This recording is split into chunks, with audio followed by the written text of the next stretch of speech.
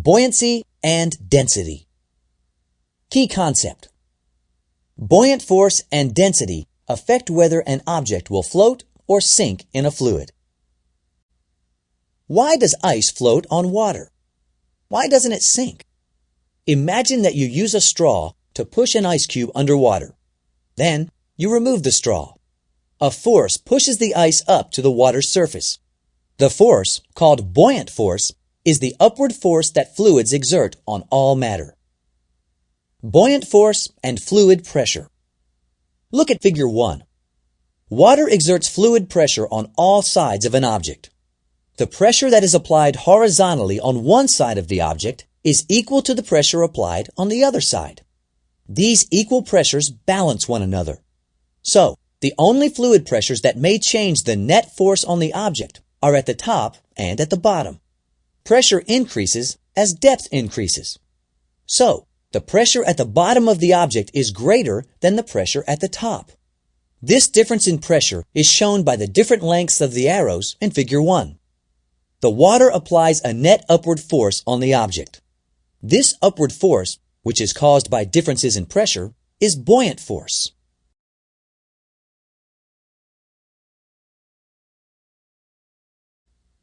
Determining buoyant force. Archimedes was a Greek mathematician who lived in the 3rd century BCE. He discovered how to find buoyant force. Archimedes' principle states that the buoyant force on an object in a fluid is an upward force equal to the weight of the fluid that the object takes the place of, or displaces. Suppose the block in Figure 2 displaces 250 milliliters of water. The weight of 250 milliliters of water is about 2.5 newtons. The weight of the displaced water is equal to the buoyant force acting on the block. So, the buoyant force on the block is 2.5 newtons. Notice that you need to know only the weight of the water that is displaced to find the buoyant force. You do not need to know the weight of the block. But in order to predict if an object will float or sink, you need to consider the weights of both the displaced water and the object.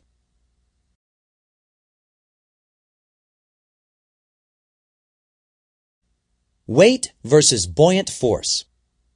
An object in a fluid will sink if the object's weight is greater than the buoyant force, or the weight of the fluid that the object displaces. An object floats only when the buoyant force on the object is equal to the object's weight. Sinking. The rock in Figure 3 weighs 75 newtons. It displaces 5 liters of water. Archimedes' principle states that the buoyant force is equal to the weight of the displaced water, about 50 newtons. The rock's weight is greater than the buoyant force. So, the rock sinks. Floating. The fish in Figure 3 weighs 12 newtons. It displaces a volume of water that weighs 12 newtons. Because the fish's weight is equal to the buoyant force, the fish floats in the water. In fact, the fish is suspended in the water as it floats. Now, look at the duck. The duck weighs 9 newtons. The duck floats. So, the buoyant force on the duck must equal 9 newtons. But only part of the duck has to be below the surface to displace 9 newtons of water. So, the duck floats on the surface of the water.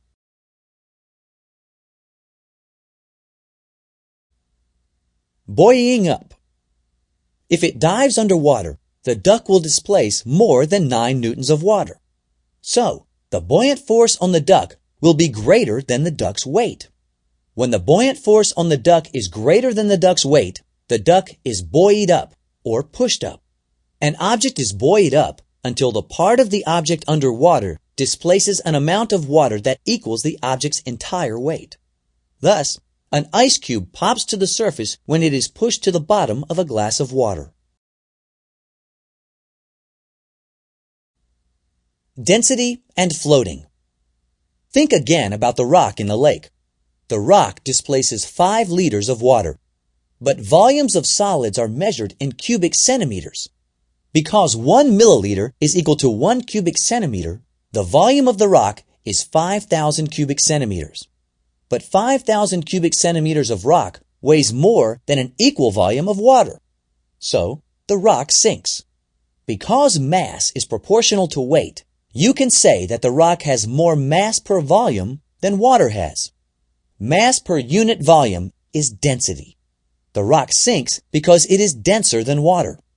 The duck floats because it is less dense than water is. The density of the fish is equal to the density of the water. More dense than air. Why does an ice cube float on water but not in air? An ice cube floats on water because ice is less dense than water.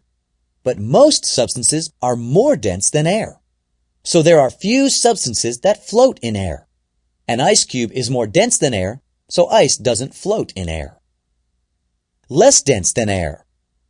One substance that is less dense than air is helium, a gas. In fact, helium has 1/7 the density of air under normal conditions. So, helium floats in air. Because it floats in air, helium is used in parade balloons, such as the one shown in Figure 4.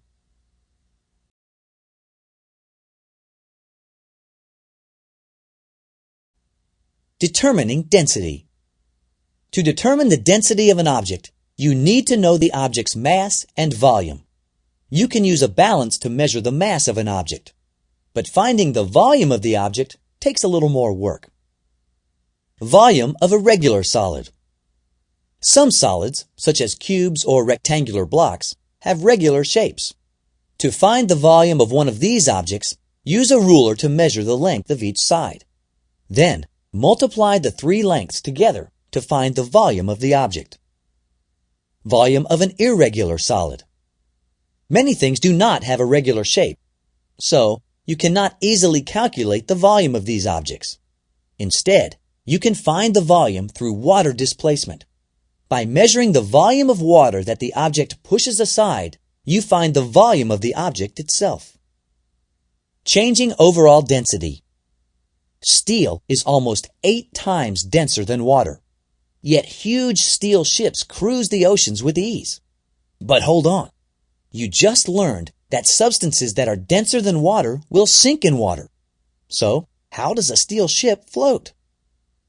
Changing the shape. The secret of how a ship floats is in the shape of the ship, as shown in Figure 5. What if a ship were just a big block of steel? If you put that block into water, the block would sink because it is denser than water. So, ships are built with a hollow shape. Imagine that the amount of steel in the ship is equal to the amount in the block. The hollow shape increases the volume of the ship. Remember that density is mass per unit volume. As volume increases, density decreases if the mass stays the same. So, an increase in the ship's volume leads to a decrease in the ship's density. Thus, ships made of steel float because their overall density is less than the density of water. Most ships are built to displace more water than is necessary for the ships to float. Ships are made this way so that they will not sink when people and cargo are loaded on the ships.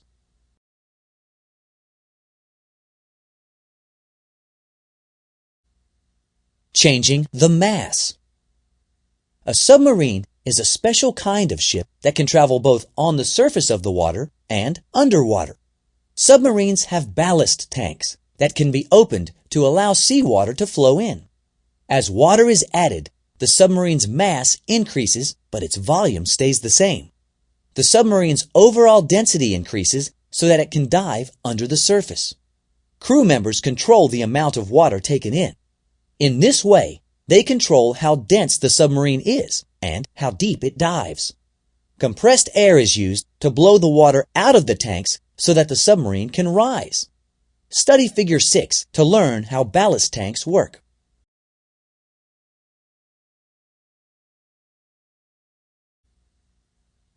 Changing the volume.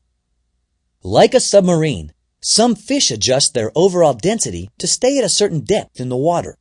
Most bony fishes have an organ called a swim bladder, shown in Figure 7. This swim bladder is filled with gases that are produced in a fish's blood. The inflated swim bladder increases the fish's volume, which decreases the fish's overall density. Thus, the fish does not sink in the water. The fish's nervous system controls the amount of gas in the bladder. Some fish, such as sharks, do not have a swim bladder. These fish must swim constantly to keep from sinking.